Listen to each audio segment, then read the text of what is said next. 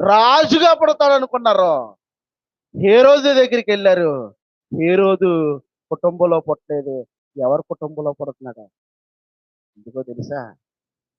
యేసు ప్రభు కంటే ఎక్కువ శ్రమలో ఎవ్వరు పడలేదు. శ్రమ పడినవాడు ఆ శ్రమ రుచి ముందుగుంట ప్రభు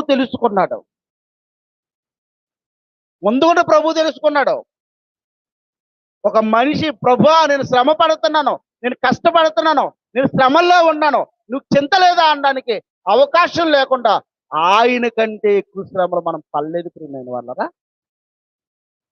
నీ జీవితంలో, నీ సంసారక జీవితంలో, నీ స్వయంకృత అపరాధం వల్ల తెచ్చుకున్న శ్రమలకని మన అందరి కొరకు పడుతున్న శ్రమలకి ఎంత తేడా ఉందండి.